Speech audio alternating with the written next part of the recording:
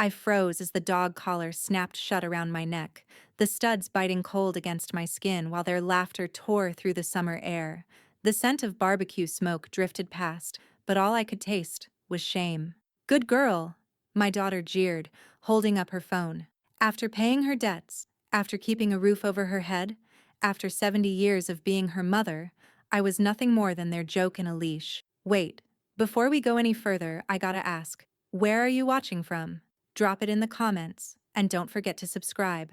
The August sun hung low and unforgiving above the Doyle backyard, casting a golden haze over the trimmed hedges and perfectly staged picnic tables. The scent of grilled ribs and overwatered petunias mingled in the air, while Bluetooth speakers pumped out a lazy country playlist that nobody was really listening to. Maggie stood near the grill with a plate of burgers in hand, half listening to Evan drone on about some investment opportunity that involved cryptocurrency and car washes. Her smile was polite, faded at the edges. She wore her good cardigan, even though it was too warm for it, and a pair of pressed khakis that still bore faint creases from her careful ironing that morning. "Come on, Mom," Tracy called out, already laughing as she appeared behind Maggie holding something black and shiny. "You gotta wear it, it's tradition."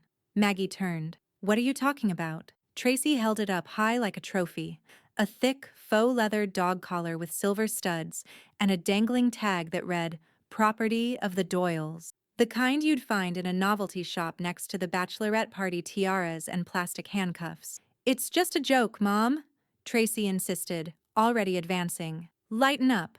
The group around the patio table hooted and whistled, their beer-fueled amusement gaining steam. Someone shouted, "You better sit and stay." Maggie didn't move. "I'd rather not." But Tracy was already behind her, snapping the collar around her neck with practiced ease. The cold clasp bit against Maggie's skin. "There we go." Tracy stepped back, hands on her hips. "Now who's the good girl?"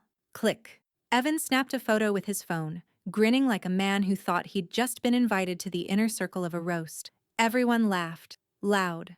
Ugly. Everyone except Lily. 17 and quiet. Lily stood by the lemonade dispenser, hands clenched around her cup so tightly the wax crinkled. Her gaze burned holes through the crowd. Maggie caught it, just for a second, and felt something in her chest pull taut. Lily crossed the lawn with careful steps, standing in front of her grandmother as if shielding her from a second photo. "You don't deserve this," she whispered, low enough that only Maggie could hear. Maggie didn't say a word. She reached up and unbuckled the collar with stiff fingers. The laughter was already tapering off into awkward coughs and shifting eyes.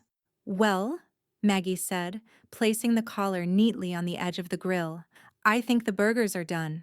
She handed the plate to Evan without looking at him. Rosa Green, standing near the fence in her oversized sunglasses and orthopedic sandals, had seen the whole thing. She didn't clap. She didn't laugh. She just sipped her iced tea and raised an eyebrow so sharp it could have cut wire. Later that night, when the citronella candles had burned down to wax puddles and the crowd had dispersed, Maggie sat with Rosa on the back deck under a slowly wheezing ceiling fan. "I'm sorry you saw that," Maggie said, the collar now resting on the table between them like an animal carcass. "I'm not," Rosa replied. "It told me everything I needed to know." Maggie nodded, her eyes dry but glassy. "She wanted to shame me." "They think you're chained, Maggie." Rosa leaned forward, her voice low and steady. "But they don't know what you own."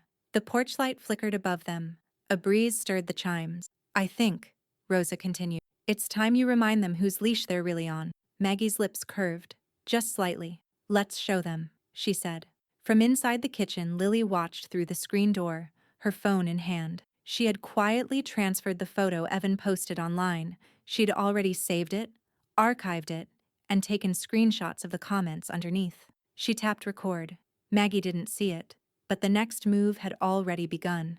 The next morning, Maggie opened the cedar chest in her bedroom closet, the one with the false bottom she hadn't touched in years. Dust coated the lid like a skin, but the hinges still groaned the same way they did when Frank used to hide anniversary surprises. She pulled back the quilt, the tax files, and a few brittle photos until her fingers met smooth manila. 15 folders, neatly labeled in her handwriting. Even, auto loan, Tracy E. Doyle, startup capital, Doyle home, down payment, sect position lion. Maggie carried them to the dining table, flipping on the banker's lamp as morning light filtered through the blinds. The house was silent except for the soft clatter of paper clips and the rustle of legal documents coming to life again. Each signature, hers, theirs, stood like fossilized proof that trust had been extended with precision. Each loan had a maturity date. Each agreement included default clauses, interest escalation triggers, and repossession rights. Maggie had written the contracts herself, years ago, before she retired from the accounting firm. She hadn't needed to. Family was family, but numbers were numbers. She didn't believe in lending without structure, even to her own blood. They had signed everything, happily, eagerly. Rosa appeared at the door just past 9 a.m., carrying 2 black coffees and an attitude like armor. "Well?" she said, not waiting for an invitation. "You digging up bones?" "Not bones," Maggie replied, holding up the startup agreement like an indictment. "Receipts." Rosa whistled, low and slow. "They thought those papers were dead weight." "They're shackles," Maggie said. Her voice was cool, clinical, the kind she used when calculating tax penalties to the penny. Rosa set the coffee down. "I know you. You've been holding your breath for years. You ready to exhale?" Maggie looked down at Tracy's jagged signature beneath her own, dated April 2016. "More than ready." Down the hall, the soft buzz of a phone broke the quiet. Lily was home, working on a college essay in her room, but the voice that echoed next wasn't hers. From the kitchen vent, Tracy's voice crackled over speakerphone. "She still uses a calculator," Tracy scoffed. "Like, the big kind from the 90s. She wouldn't know a spreadsheet from a shoebox." Evan laughed faintly in the background. "She probably thinks Google Drive is a car." "Whatever," Tracy continued. "We'll just act like the loans never happened. She can't touch anything unless she wants a stroke." Lily stood frozen in the hallway, her phone in hand, lips parted just slightly in disbelief. She didn't speak, just turned and walked back toward the dining room, quiet as a shadow. Maggie didn't look up as Lily stepped into the room, but she must have heard. Her hand paused for a moment on a column of figures before she reached for her old calculator, the chunky gray one with the faded red keys, and tapped in 3 values. Her expression didn't flicker. $67,320. The car loan. $122,500. The startup seed. $45,000. The second mortgage, technically gifted, but not forgotten. Total. $234,820. Plus interest. Maggie smiled, but it didn't reach her eyes. "Good," she murmured. Lily blinked. "Good?" "She thinks I'm too old to count. That makes this easier." She reached into her Rolodex, not a digital contact list, but an actual Rolodex, and pulled a card. "Clay, Martin J. Estate and Contract Law. Direct line." She dialed. After a few rings, a smooth male voice answered. "Marty, it's Maggie Doyle." A pause. "I want to activate repayment clauses on 3 personal loans, full legal execution, all original paperwork's intact and signed." Another pause. "No. No rush. Just make sure the letters go out certified. I want them to feel the weight of them." Lily looked at her grandmother, a new expression crossing her face, respect mixed with something more electric. Awe. As Maggie hung up, Rosa leaned over, eyes wide. "You're not playing chess, Maggie," she said. "You're rigging the board." Maggie didn't answer. Instead, she reached back into the cedar chest and pulled out one last envelope, unopened, still sealed from the bank. She slid it toward Rosa. "Wait till you see what's in this." 3 days later, Martin Clay's office smelled of lemon oil, legal pads, and slow-burning patience. His desk, a monolithic slab of walnut that had once belonged to a federal judge, now bore 3 neatly stacked piles of documents, each tagged, signed, and initialed in bold black ink. Maggie sat across from him, perfectly still in her pressed blazer. Not her usual Sunday cardigans. This was her audit day blazer, the kind she'd worn when clients thought they could bluff their way out of 6 figures in back taxes. She hadn't brought Rosa this time. She didn't need backup. She was the backup. Martin, lean and silver-haired with tortoiseshell readers perched on the tip of his nose, looked up from the last set of documents. "It's done," he said. "Certified mail?" "Tracking numbers and delivery confirmation." He nodded, sliding a printout across the desk. They'll have them by 10 a.m. tomorrow. Maggie scanned the names on the notices. Tracy Doyle, Evan Doyle, joint liability, repayment demand, 30 calendar days. Failure to comply will initiate foreclosure, repossession, and legal judgment. She tapped the bottom of the page where her own signature rested. Not a threat, she murmured. A fact, Martin replied. Maggie stood. Let them interpret it however they want. The next morning, a uniformed mail carrier walked up the polished stone steps of Tracy and Evan's suburban mini-mansion and slid 2 certified envelopes into the brass mailbox. The lawn was immaculate. The air was thick with the smell of weed killer and wet concrete. Inside, Tracy was adjusting a silk headband in the mirror when Evan's voice broke through from the front hallway. Babe, we got some, official-looking mail? She grabbed her coffee and strutted over, plucking one of the envelopes from his hand. Her eyes narrowed. From Clay and Associates? Evan opened his. As he read, the color drained from his face in slow motion. 30 days? He muttered. This has to be wrong. Tracy snatched his letter and read both side by side. Is she suing us? No, it's a demand notice, full repayment. He flipped to the clause highlighted in yellow. With compound interest. This can't be real, Tracy said, voice rising. She gave us that money. Evan pointed at the fine print, his finger trembling. Number she loaned us that money, and apparently, she kept every receipt. They both stood there, barefoot in their gleaming kitchen, surrounded by quartz countertops and top-of-the-line appliances, watching their financial safety net go up in flames one clause at a time. Back at Maggie's, Rosa was seated at the kitchen table, her glasses low on her nose, stamping a red notarized seal onto the final page of a repo notice. Everything notarized and logged, she said, wiping her stamp with a cloth. I haven't used this seal in 3 years, but today feels like revival. Maggie slid her a cup of coffee, black. Appreciate you. Coming early. Are you kidding? Rosa grinned. You think I was gonna miss the first tug of the leash? Maggie allowed herself a quiet laugh. Tracy always said I needed to get better at boundaries. Rosa raised her mug. Well, here they come. With legal weight and a signature guarantee. The doorbell rang. Lily answered. Evan stood on the porch, red in the face and trying to wear his usual smugness like a mask. But the cracks were showing. I need to speak to Maggie, he said, not bothering with hello. Lily just tilted her head. You sure you don't want to call first? She's busy. Reviewing numbers. Maggie appeared behind her. You forged your way into my money, Evan, she said, calm as a storm front. Now you can read your way out. He held up the letter. This isn't right. There has to be a mistake.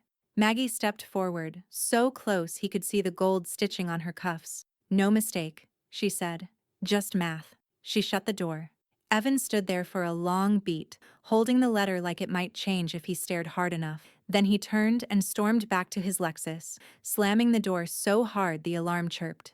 Inside, Rosa exhaled long and slow. Well, damn, she said. That leash snapped tight. But Maggie wasn't looking at her. She was watching Lily, who had pulled out her phone again, scrolling through the social feed Evan had been so proud of. His business, his face, his carefully curated lifestyle. And now, she found the new post and smiled faintly. Lily tapped Save. The summons arrived in a thin white envelope, tucked beneath an ad circular and a coupon for rotisserie chicken. Maggie opened it slowly at the mailbox, thumbing through the crisp courthouse letterhead without blinking. Plaintiffs, Tracy Doyle and Evan Doyle. Allegation, harassment, emotional distress, elder coercion. Hearing date, August 14th, 9 a.m., St. Louis County Courthouse. She folded the notice, slipped it into her bag beside her reading glasses, and shut the mailbox with a quiet click. Inside, Rosa looked up from the kitchen sink. Something good? Maggie gave her a calm, unreadable smile. They're suing. Rosa nearly dropped her coffee mug. Suing you? For calling in money they owe? Maggie nodded. Apparently, honoring signed contracts is now harassment. Rosa snorted. Can we frame the ruling when it's over? The courthouse smelled like waxed floors and stale ambition. Judge Atkins's courtroom was packed, mostly with the curious and the bored. Evan had shown up in a designer suit 2 sizes too tight and a smug expression that screamed, I Googled courtroom etiquette at 2 a.m. Tracy looked even more polished, waist cinched, hair stiff with product, diamond earrings gleaming. But beneath her professional gloss was a twitch in her jaw that Maggie noticed immediately. It was the twitch Tracy used to get when she was 8 years old and losing at Monopoly. Maggie, by contrast, wore a navy pantsuit and a soft silk scarf Frank had bought her the year he died. Her makeup was minimal, her confidence surgical. Martin Clay sat beside her, briefcase open, glasses low, calm as a surgeon in scrubs. Judge Atkins entered promptly at 9:01, his black robe snapping behind him as he took the bench. Stern, gray, and visibly allergic to drama, he glanced over the paperwork with a grimace. "Let's make this quick," he said. "Plaintiffs, proceed." Evan rose, clearing his throat. "Your Honor, we're here today because Maggie Doyle, my wife's mother, has launched an aggressive campaign to destabilize our lives. She's issued baseless financial threats, sent intimidating legal letters, and is clearly being influenced by others who do not have her best interests in mind." Judge Atkins raised an eyebrow. "Others?" Tracy stood. "Yes, Your Honor. Her friend, Rosa Green. She's not even family, but she's inserted herself into—" "Stop," the judge snapped. "I don't care who notarized what. Do you have evidence that these financial demands are fraudulent?" There was a long pause. Tracy faltered. "Well, no, but she's never enforced these loans before." "Why now?" "Because now you're in default," Martin said, rising smoothly. "Your Honor, all 3 loans were drafted, signed, and filed by Mrs. Doyle, who, I remind you, is a retired certified public accountant with 42 years of experience. Each document is notarized, witnessed, and valid under Missouri contract law." He handed over 3 folders. Judge Atkins flipped through them, flipping pages with visible irritation. "And these were all signed by the plaintiffs?" "Yes, sir," Martin replied, "with full consent. The interest terms are modest. The payment clauses are fair. The letters they received were not harassment. They were legally triggered default notices, as permitted by each contract." Tracy opened her mouth, but the judge cut her off with a look that could have frozen lava. "I've seen enough." He turned back to Maggie. "Mrs. Doyle, are you mentally competent to understand the nature of these proceedings?" Before Maggie could answer, a soft voice spoke from the back row. "She's sharper than anyone in this courtroom." Lily stepped forward, holding her phone. "I have screenshots, texts, posts, voice recordings. My parents knew about the contracts. They just thought she was too old to enforce them." Judge Atkins blinked. "You're her granddaughter?" "Yes, sir. And I'm here on my own. No one told me to come." She handed the bailiff her phone. A moment later, the judge scanned a photo of Tracy holding the dog collar. Caption: "When you finally leash your past." Beneath it, laughing emojis and comments. "Poor woman doesn't even know she's broke." The courtroom was dead silent. Judge Atkins looked back at Tracy with something between disdain and pity. "Motion to dismiss harassment claim. Granted. Repayment terms remain valid and enforceable. I suggest you find yourselves a financial advisor, or a miracle." His gavel hit the block with a sharp crack. Outside the courthouse, Tracy shoved her sunglasses on and nearly knocked over a trash can as she stormed toward their car. Evan trailed behind her, muttering, "We'll appeal. This isn't over." Back on the steps, Rosa slid a pair of oversized sunglasses over her eyes and leaned toward Maggie. "Feels good to breathe courtroom air when you're on the right side of it." Maggie didn't answer. She turned to Lily, her voice low. "You didn't have to speak up." "I know," Lily said. "But some debts aren't just about money." The deadline came with the same indifference as a calendar flip. Just a date, printed in black ink on the top right corner of a demand notice. August 28th. By 8 a.m., Maggie had already brewed her second pot of coffee. She sat at the kitchen table, ledger open, the morning sun laying soft streaks across her notes. Her hands didn't shake as she turned the page. Her handwriting was precise, her math unforgiving. At 9:17, her phone buzzed. Martin Clay. "No payment received. We proceed." She set the phone down with deliberate care, then reached for the foreclosure packet she had prepared weeks ago. It had never been a matter of if, just when. Across town, in a house Maggie technically owned, chaos reigned behind locked doors. Tracy paced barefoot through the marble-tiled foyer, mascara half-smeared, talking into her phone with the same breathless panic she used to fake for theater auditions in college. "I know we're late, but we just need 30 more days. Yes, I understand. But if there's any way to hold off. No, I'm not yelling. I'm just frustrated. Okay? Evan stood in the kitchen, staring blankly at a printout from their bank. The account balance was humiliating. The line of credit was tapped. His business card, once a source of swagger, sat beside him, declined twice already that morning. He looked up at Tracy. We're screwed. No, we're not, she snapped. We just need to refinance, move things around. That cabin in Innsbruck. Already mortgaged, Evan muttered. What about the lake boat? Leased. Under your name. Tracy threw her phone across the couch and turned to face him. You said this wouldn't happen. You said she'd back off after court. I said she might. And she didn't. There was a knock at the door. Tracy opened it to find a courier holding an envelope. Delivery for Evan and Tracy Doyle. She signed with a shaky hand and shut the door too fast. Inside the envelope, formal foreclosure notice. 30 days expired. Line holder, Margaret Doyle. Intent to seize property and initiate public auction. Back in Maggie's kitchen, Rosa sat at the breakfast bar, skimming the paperwork. Well, she said, setting the last page down. That's the first tug of the leash. Maggie didn't gloat. Her voice was calm, almost tender. It's not revenge if they're holding the leash themselves. I just gave it a pull. They'll spin it, Rosa said. Neighbors, social media. Evan'll call it elder abuse, and Tracy will cry about betrayal. They can say whatever they want, Maggie replied. They don't pay with words. Lily entered the kitchen, still in her college hoodie, hair pulled back. She paused as she saw the signed foreclosure packet on the counter. It's done? Maggie nodded. Lily walked over and hugged her tightly. I'm proud of you, Grandma. Maggie didn't respond right away. She just closed her eyes. Later that evening, Martin called. They filed an emergency delay, he said. Didn't work. Anything unusual? Maggie asked. There was a beat. Then, actually, yes. Martin cleared his throat. One of the bank's internal clerks flagged something odd when we requested the title file for their second mortgage. There's a document, a loan agreement from 2019, showing your signature authorizing a collateral asset transfer to Evan's business. Maggie froze. That never happened. I thought so. I pulled the original from their records. It's not your signature, Maggie. Forgery? Almost certainly. The date is 1 day after you were in the hospital for that kidney infection. There's a notary stamp, but the ID number doesn't match any active license. Maggie's hands tightened around the phone. And the asset? Part of your retirement fund was listed as backing for a loan taken out by Evan, $48,000. Rosa, hearing this, stood up so fast her chair scraped. I want that notarized, Maggie said. And I want it to surface after the house is listed. Martin's voice was grave. Are you sure? I'm positive. She hung up and looked at Rosa.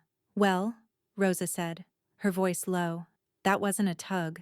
No, Maggie replied. That was the chain snapping. The courtroom was colder than usual. Late September rain tapped softly against the tall windows as Maggie took her seat beside Martin Clay, her blouse starched, her jaw set. This hearing wasn't about missed payments or property rights. This was about character. And Evan had made the mistake of betting Maggie wouldn't defend hers. Tracy and Evan sat stiffly across the aisle. Evan wouldn't meet anyone's eyes. Tracy's nails tapped a frantic rhythm against her phone screen. Judge Atkins entered quietly, robe dusting the polished floor. Expression unreadable, as always. He glanced at the updated docket. This is a supplemental review of financial filings related to Doyle versus Doyle, foreclosure motion, he announced. Mr. Clay, proceed.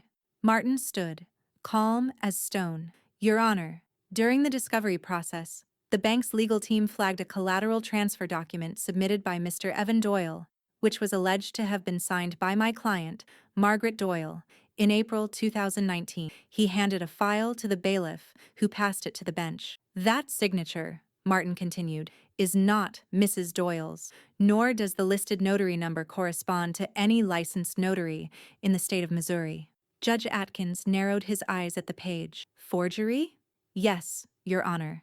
And notably, the date of this forged authorization falls on April 9th, 2019. Medical records show that Mrs. Doyle was hospitalized for a kidney infection that entire week. She was under IV medication and not physically capable of signing, much less authorizing, a $48,000 asset pledge to Mr. Doyle's business. Tracy's chair creaked as she shifted.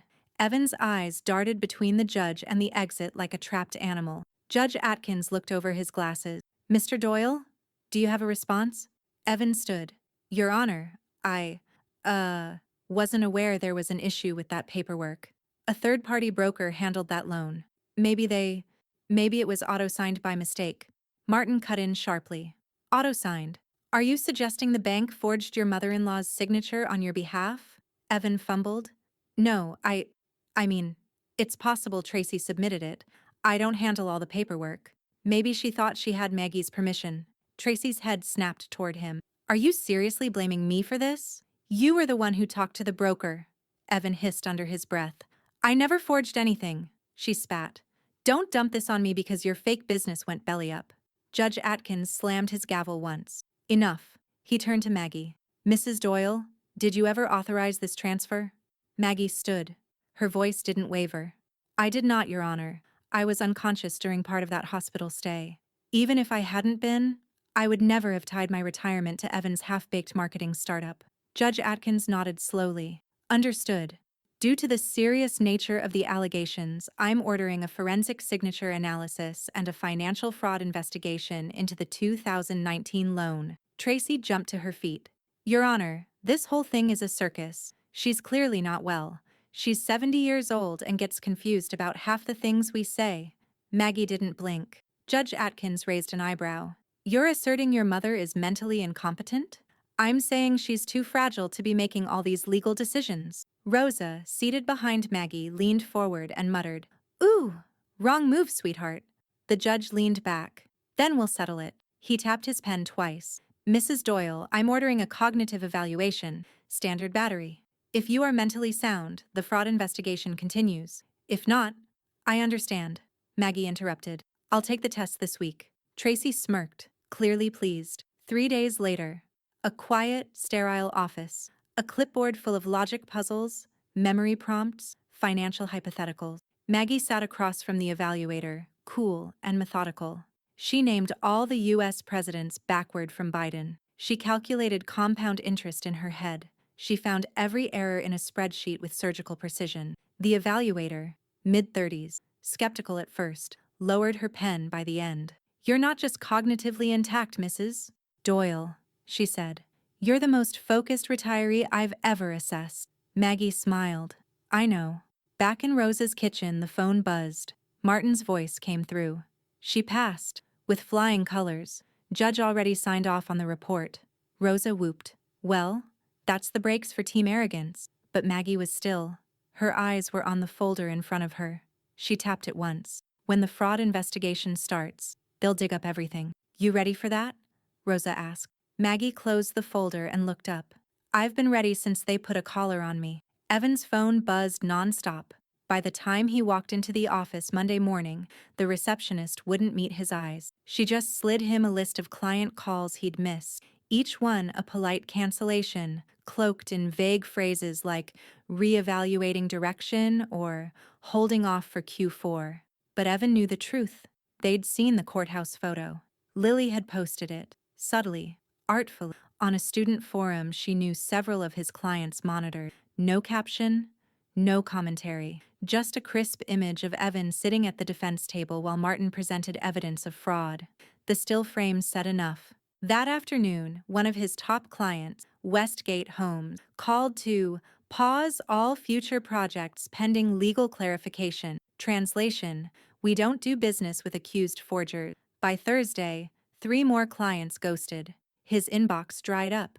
His consulting firm's sleek website, once full of praise and buzzwords, was now silent. He watched it die in real time. At home, things weren't better. Tracy stood in the dining room, phone to her ear, voice brittle. Carol, I swear, it's just a smear thing. The courts haven't ruled on anything. And it's Maggie. She's always been fragile, emotional. Honestly, I think she's being manipulated. Pause. Hello? Carol? Carol? She stared at the screen. Call ended. Across the room, Evan slumped into a leather armchair and rubbed his temples. She hung up. She said we're too messy. Tracy made air quotes with trembling fingers. And she canceled the fundraiser. Do you know what that means? It means no one wants to be seen next to a sinking ship. Evan muttered. They're all bailing. Tracy whirled. You forged that signature. And you told me to? Evan snapped. Don't rewrite history because it's inconvenient now. Lily stood just outside the hallway, unseen, phone recording. Again. Her face was blank, but her hands were steady. Tracy stormed closer to Evan. Do you know what we look like right now? Poor. Embarrassing. Like one of those people who has estate sales with card tables on their lawn. Give it a week, Evan said. Maggie's bluffing. She's old. She'll fold before she... The front doorbell rang. Tracy opened it to find a courier. Again. She didn't even pretend not to know what it was this time, just signed and shut the door hard. Inside the envelope, a scheduled asset auction notice. 3 vehicles listed. Evan's Tesla, Tracy's Escalade, and their daughter's leased Audi. Tracy's hands shook as she read the letter. She's taking our cars. Evan grabbed the paper. No, she can't do that. I put them under the LLC. They're registered under her lien, Tracy hissed. The LLC used her as collateral, remember? Evan went pale. Back at Maggie's, Rosa dropped the auction paperwork on the table like a royal decree. They're gonna scream bloody murder when this hits the lot schedule, she said. You want to list them with public VINs? Yes, Maggie replied. Bold. I'm not hiding what they've done, Maggie said calmly. Let the world see how it ends. Rosa gave a slow grin. You're enjoying this? No, Maggie said. I'm remembering. She looked at the framed deed on her wall. Then at Lily, who had just walked in, phone tucked into her hoodie pocket. I have another video, Lily said quietly. Maggie looked at her. Of what? Of them. Fighting. Him blaming her blaming you. Clear audio. You think we'll need it? Maybe not now, Lily said. But it's good to have. Maggie nodded, then turned to Rosa. They built their house on my money. I'll take it back. Brick by brick if I have to. Rosa leaned in. Then pull the leash tighter. Maggie opened her laptop. The estate auction portal blinked open. She clicked submit on the auto listing. Tracy's Escalade. VIN. Published. Tesla. Scheduled. Audi. Held.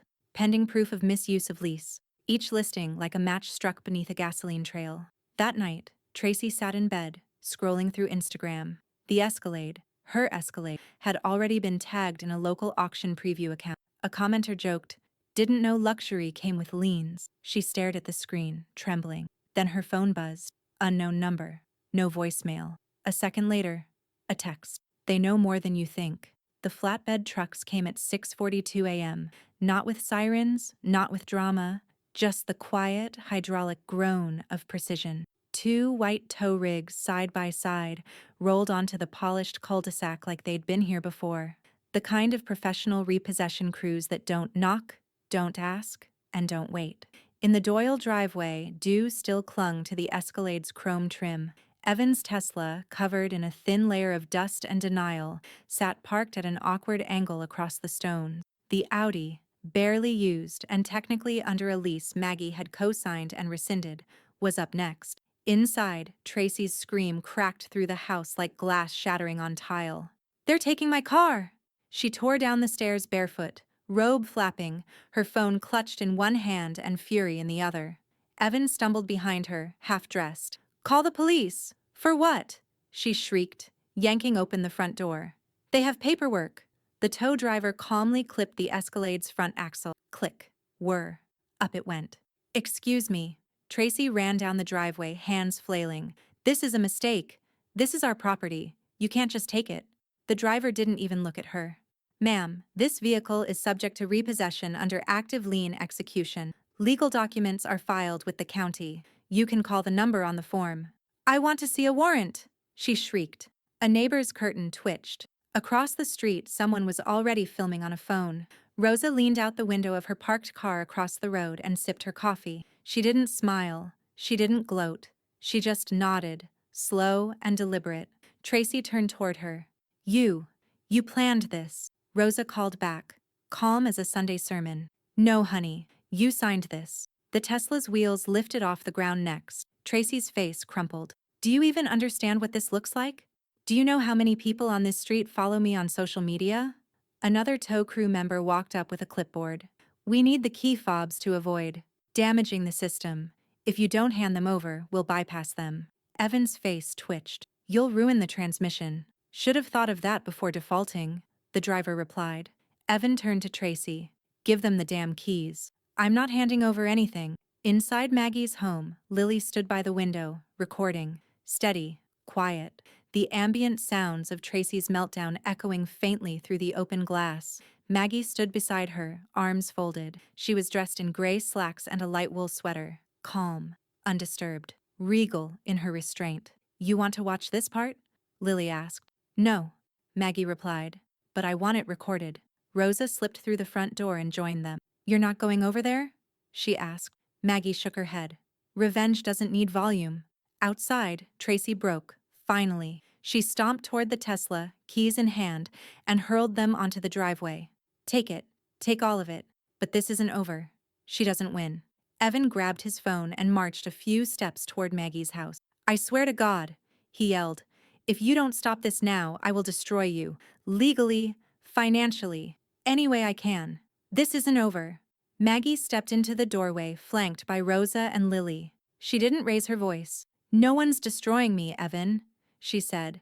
You're just watching the life you built on fraud collapse under its own weight. The Tesla was halfway up the truck bed. The Escalade had already turned the corner. You want to go to war? Evan barked. Maggie met his gaze. You already did. You just didn't expect me to win. He stared for a long beat, then turned and walked back to the house, palms clenched, jaw tight. The second tow truck turned off its hydraulics. Silence returned to the street. Rosa exhaled, long and slow. Well, she said. That's two down. You want champagne for the third? Lily's phone buzzed. She looked down at the screen. Incoming message from anonymous tip line. Subject: Evan Doyle, PPP Loan Fraud Records, 2020. She turned the screen toward Maggie. Maggie's expression didn't change. File it. The letter arrived on a Thursday. Plain envelope. No warning. No fanfare. Evan opened it while standing at the kitchen island, a bowl of cereal turning soggy in front of him. At first, he didn't process the header. He skimmed, out of habit. Internal Revenue Service notification of audit and preliminary investigation subject, PPP loan allocation. 2020 filing year. His spoon clattered into the bowl. Tracy walked in, still in pajama pants, scrolling her phone. What now? Evan handed her the letter. She read halfway through before letting out a breathless, stunned laugh. You've got to be kidding me. It was a small loan, Evan said, trying to stay calm. 40 grand. I used it for the business. No, Evan, she hissed. You bought a watch and paid off your golf club fees. You told me it was free money. It was forgivable, he snapped, and everyone was doing it. Well, apparently not everyone got flagged. Across town, Maggie sat in her sunlit breakfast nook, crossword puzzle open, slippers on. She sipped her tea as Rosa read the IRS bulletin on her iPad, eyes widening behind her glasses. Holy hell, Rosa said. He's being audited under the SBA fraud initiative. You didn't file that tip? No, Maggie said evenly. But someone did. Rosa's brow lifted. Lily? Maggie didn't answer. She tapped a pencil thoughtfully against the puzzle. 8 down, unravel. 7 letters. Collapse, Rosa answered. Maggie smiled. Perfect. Later that week, Evan and Tracy sat stiff-backed at a long government conference table. Gray carpet, gray walls, gray-suited agent across from them. We'll be reviewing your PPP loan application, expenditures, and tax filings, the agent said. Standard questions first, then we'll go line by line. Tracy tried to hold her smile. There's just been a lot of confusion. My husband handled most of that. Evan rubbed his temples. This is absurd. Then it'll be quick, the agent replied, not looking up. By the time they left the building, Tracy's cheeks were blotchy and Evan's shirt was soaked through with sweat. Back at home, Lily sat alone in the county courthouse annex. Small room, recorded statement. She'd volunteered, quietly. I'm not here to hurt them, she said, hands folded. But they lied. They took money and bragged about beating the system. They laughed about hiding it under Maggie's name. The interviewer paused. Did you witness any direct fraud? I saw my dad edit document, Lily replied. I saw my mom tell him what to hide. Why come forward now? Because some leashes aren't visible, Lily said. But they're still real. 2 weeks later, Judge Atkins's gavel came down again, this time on a request from the IRS. Temporary financial freeze granted. All assets under review. Sale of real property authorized to recover lien value. Tracy's scream echoed through the now half-empty house. They're freezing everything? Our accounts? What does that even mean? Evan didn't respond. He just stared blankly at the notice, mouth slightly open. Tracy clutched her phone like a life raft. We need cash. We need a buyer. Fast. Too late, Evan said. Foreclosure's gone through. The bank's moving ahead. He didn't say what he'd already found out. The property would be auctioned in 7 days. At the auction, the courthouse steps were silent but tense. A few local flippers, one out-of-town speculator, and a woman in soft gray slacks holding a leather binder. Maggie stood quietly, sunglasses on, Rosa by her side. The bidding was brisk. Low offers. No serious challenger. The house had a tarnished reputation now. Google searches turned up too much. When Maggie placed her bid, $131,000 cash, full settlement, no one countered. The auctioneer banged his gavel. Sold to Margaret Doyle. Rosa leaned close. That's poetic. Maggie's face didn't move. It's restitution. Back at her home, Lily handed Maggie her phone. A new message had come in. Anonymous again. Subject: bank account opened in Maggie's name. 2021. Evan listed as joint manager.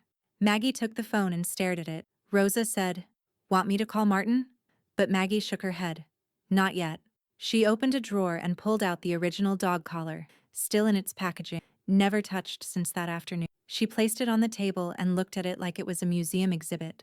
They gave me a collar, she said quietly. I gave them chains. The moving truck parked crookedly at the end of the cul-de-sac, like it didn't want to be there either. A damp October wind rustled the magnolia leaves as 2 hired hands began carrying Tracy's designer furniture, badly bubble-wrapped and half-labeled, out onto the front lawn. Across the street, curtains fluttered open. One neighbor paused mid-dog walk. Another sipped coffee on her porch, not hiding the smirk behind her mug. Inside the once pristine home, Tracy knelt in front of an open drawer, cramming silk scarves into a trash bag. They don't get to see this. They don't get to see me like this. Evan stood in the foyer, watching their belongings disappear one box at a time. His hair was thinner, his posture slumped. There was nothing left to spin, no calls left to make. Every door that had once opened for him now ghosted him in silence. We could have left last night, he said. No, Tracy snapped. We leave through the front door. With dignity. Evan glanced outside. That ship sailed. Upstairs, Lily was pulling the last of her books from the built-in shelves. She didn't say much, not even when Tracy tried to guilt her that morning. Just packed, quiet, clear-eyed. The trust had eroded too far for anything else. Downstairs, the front door creaked open. Maggie stepped in. She wasn't dramatic about it. No grand entrance, no speech. She simply crossed the threshold, a ring of house keys in hand, and paused in the front hall. Same marble tiles she paid for. Same staircase she'd written the second check for. Same air, but cleaner now. Rosa followed behind her, holding a bottle of sparkling cider in one hand and a small houseplant in the other. Good bones, Rosa said, looking around. Rotten tenants. Tracy appeared at the top of the stairs, breathing hard. You're not supposed to be here yet. We have until noon. Maggie looked up. You have until the sheriff's clock says noon. I'm early. That's not a crime. Tracy's mouth opened, but no words came. She turned, stomping down the hall. Rosa placed the plant on the kitchen island, like a peace offering to the house itself. Justice sleeps in the master bedroom now, she said, almost to herself. Outside, the neighbors were still watching, none of them cheering aloud, but many smiling quietly. The Doyle house had been a cautionary tale for years, even before things fell apart. Now, the woman they'd mocked at backyard parties was the one holding the deed. Lily came down the stairs with her last box. Maggie met her at the bottom. You sure about this? Maggie asked. Lily nodded. They didn't protect me. You did. Maggie took the box. Then welcome home. Tracy reappeared, dragging a Louis Vuitton suitcase with one wheel missing. You think this is noble? She snapped. Taking the house? Turning Lily against us? I didn't turn her, Maggie replied. You did that yourself. Evan shuffled out behind her, eyes glassy. You think this fixes anything? Maggie didn't flinch. It doesn't fix. It resets. The moving crew called out that the last load was in. Tracy looked around, her fingers twitching like she wanted to claw something off the walls, and stormed out. Evan followed, silent. The door slammed. Maggie stood in the silence that followed. It wasn't triumph she felt. It was completion. Rosa opened the cider with a sharp pop. Here's to righteous paperwork. Lily smiled faintly. And clean starts. They didn't toast. They just stood together.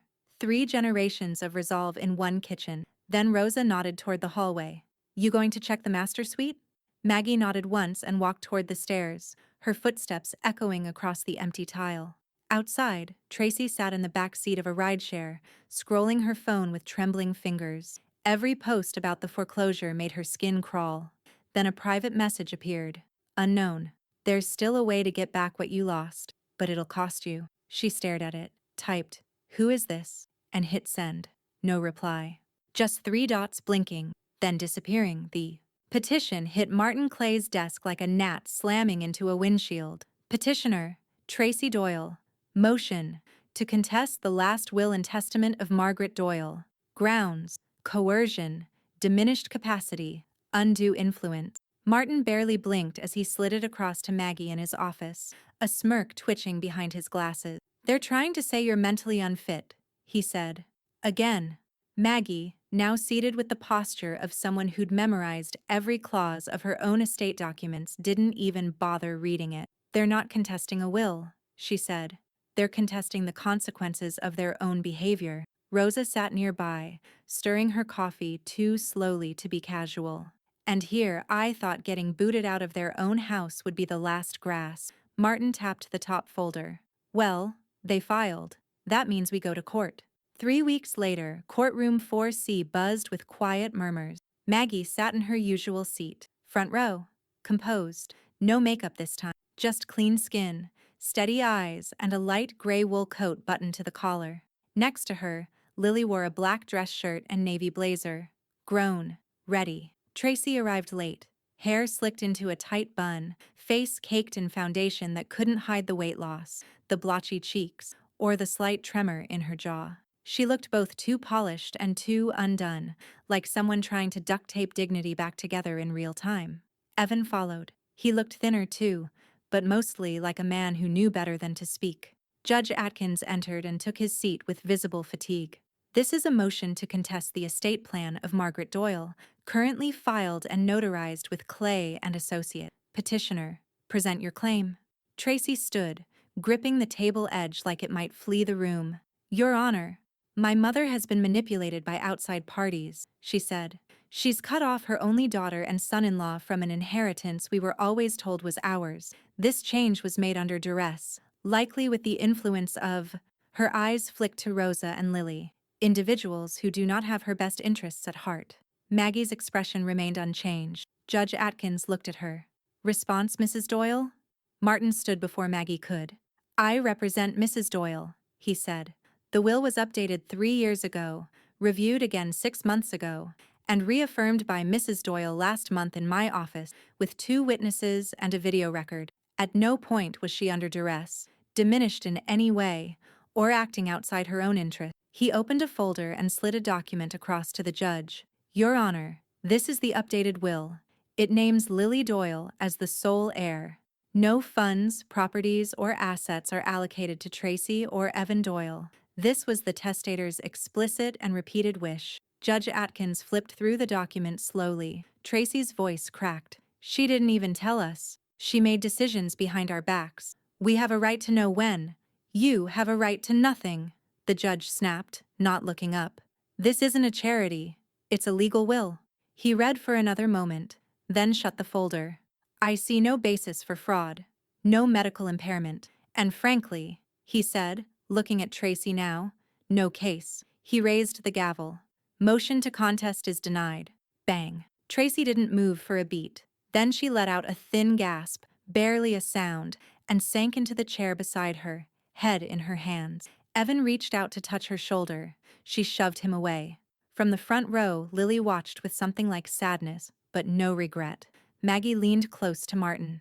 Now they know what it feels like to be excluded from something they assumed they owned. Martin nodded. As they left the courtroom, reporters stood outside. Just a couple. Local stringers looking to fill a column inch. Lily pulled her coat tighter. Maggie didn't flinch. "They're going to hate you more now," Lily said softly. "They already did," Maggie replied. "Hating me isn't new, but now it's official." That night, Tracy sat in a dim motel room off I-44, staring at the email she had sent to herself weeks ago. Subject: just in case. She hovered her thumb over the anonymous message. "There's still a way to get back what you lost, but it'll cost you." Then she clicked reply. The knock came just after dusk. 3 soft raps, hesitant, almost polite.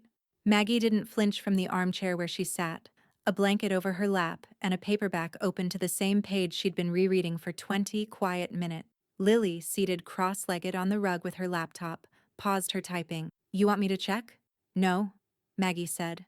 "I already know who it is." She folded the book closed, set it gently on the side table, and rose. Through the front window, Rosa glanced up from the crossword puzzle she was working on in a rocking chair by the fireplace. "You want company?" Maggie shook her head.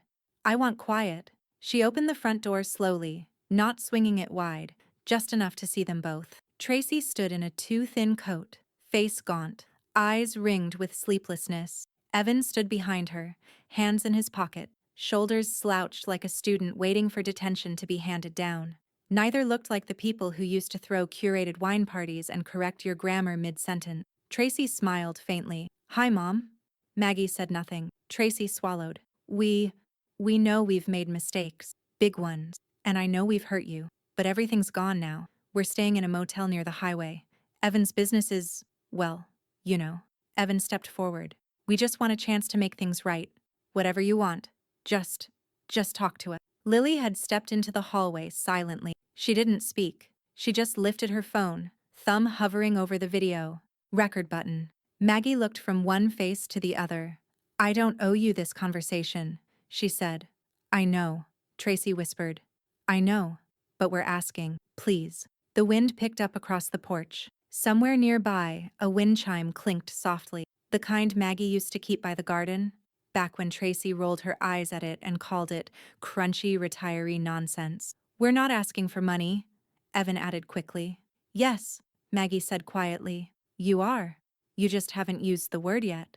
Evan flushed. Tracy reached out, but Maggie didn't take her hand. "Forgiveness is free," Maggie said, voice steady. "Money isn't."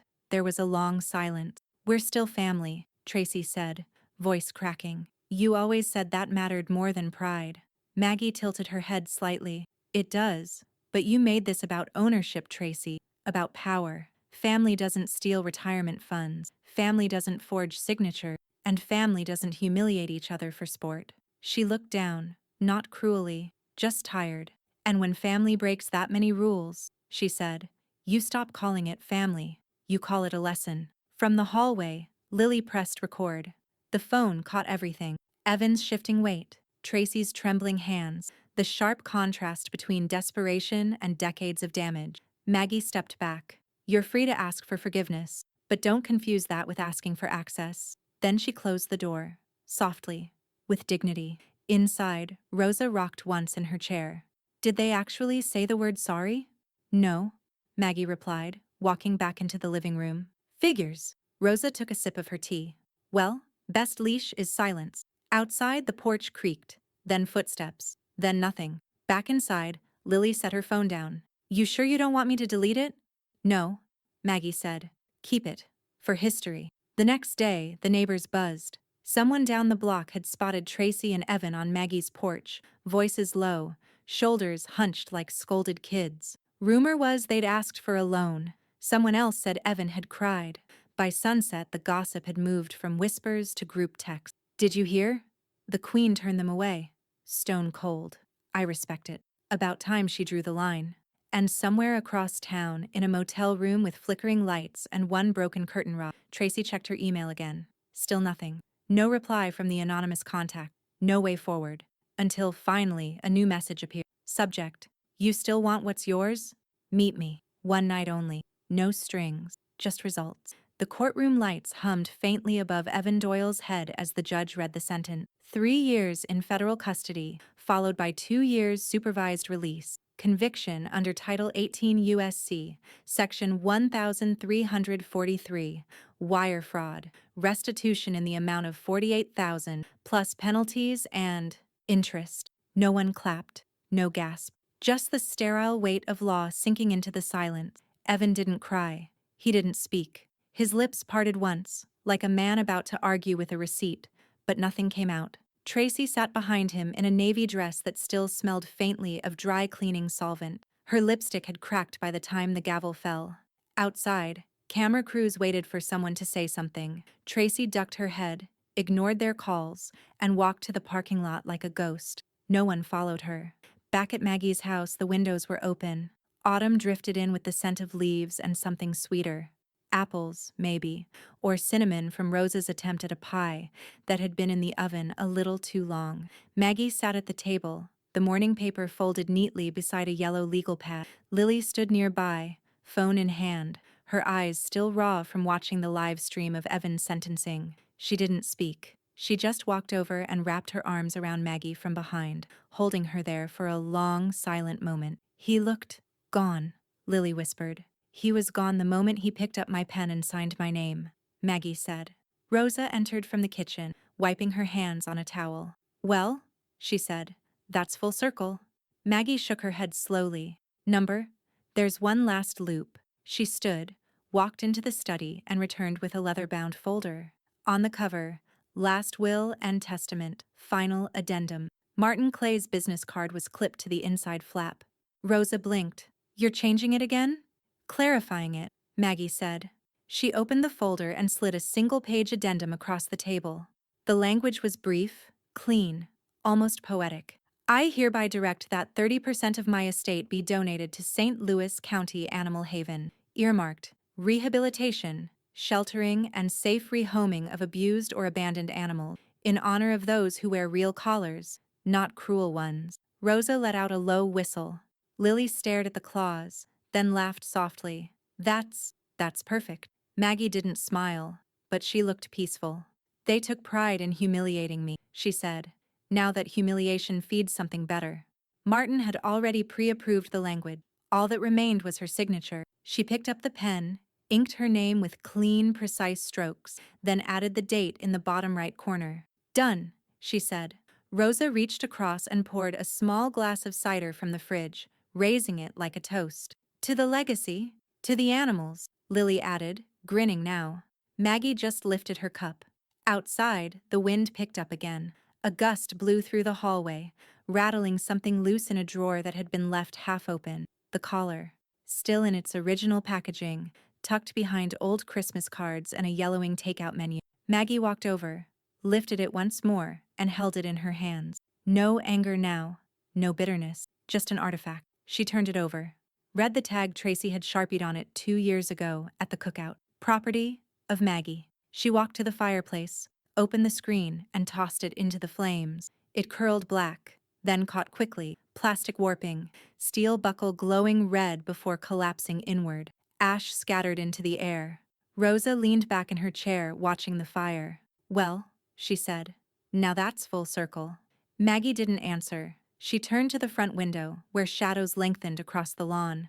A car had pulled up across the street. A man sat inside, watching. Lily followed her gaze. "Do you know him?" "No," Maggie said, but her jaw set. The man rolled down the window, a phone in his hand, a smirk on his face. Rosa stepped forward. "You think that's the anonymous contact?" Maggie didn't blink. "I think," she said. "Someone just offered Tracy a new kind of leash." The article ran on page 3 of the St. Louis Post-Dispatch, nestled between a local election update and an op-ed about pothole funding, but it didn't need the front page. The story spoke louder than placement ever could. "Retired CPA donates estate windfall to Animal Haven shelter. A gift born from cruelty, repurposed for care," says director. Beneath the headline was a photo of Maggie, flanked by Lily and Rosa, standing in front of the newly repainted shelter sign. A hand-painted plaque beneath it read, "The Margaret Doyle Wing," in honor of the collard and the cage. Maggie wore a simple blue sweater and slacks. No jewelry, no fanfare. Just calm eyes and the faintest of smiles. Local news stations followed up. A short segment aired that evening, footage of cats curled into new fleece beds, dogs running in yards that had once been fenced with rusted wire. And there, on a newly installed bench near the back of the property, a brass engraving, some leashes, free lives. Lily couldn't stop smiling. At the dedication, she stood beside Maggie, both of them beneath a maple tree shedding golden leaves like soft applause. They asked if I wanted to cut a ribbon, Maggie said quietly. You didn't? Lily asked. Number 2, performative. She watched a shy mutt with a limp paw get carried out by a volunteer, swaddled in a blanket. This place needed a roof and real food, not scissors and applause. Lily didn't speak. She just linked her arm through Maggie's and rested her head lightly on her shoulder. Behind them, Rosa spoke with the shelter director, exchanging notes on logistics and zoning like a woman who had decided retirement was optional. A few donors from the community arrived late, each one offering quick handshakes and quiet respect. No one mentioned the foreclosure scandal. No one brought up Evan's sentence. Even those who once whispered behind Maggie's back now nodded with the reverence of people realizing they'd underestimated her. Across town, Tracy watched the segment from a cracked tablet in a public library computer lab. The headphones didn't quite work. Only one ear played sound, but she didn't need audio to understand what she was seeing. The camera panned over smiling animals, Maggie handing over keys to a new van, Lily holding a leash attached to a dog whose ribs no longer showed. Then came the interview clip. The reporter asked Maggie why she'd donated. Maggie looked directly into the camera and said, "Because not all leashes are about control. Some are about care. Some hold us close instead of holding us down." Tracy clicked the tab shut, slammed the headphones on the desk, left the library without checking out. That night, Maggie sat on her back porch with Rosa and Lily. The sky stretched wide, streaked in bruised lavender and ember gold. "Think she saw the broadcast?" Rosa asked. "I hope she did," Maggie said, not unkindly. "Everyone deserves to witness what they tried to bury survive them." Lily sipped her tea. "She hasn't shown up again. No new messages. It's like she just disappeared." Maggie's gaze stayed on the horizon. "She'll resurface. Not as Tracy Doyle, but somewhere, somehow. People like her don't go away. They reinvent." Rosa shifted in her seat. "Well, if she does come crawling back, I say we put up a no soliciting sign, with her face on it." That earned a small chuckle from Lily. The wind brushed against them, soft and cool. A single stray dog barked from the other side of the neighborhood. "You did something permanent today," Rosa said. "Something real."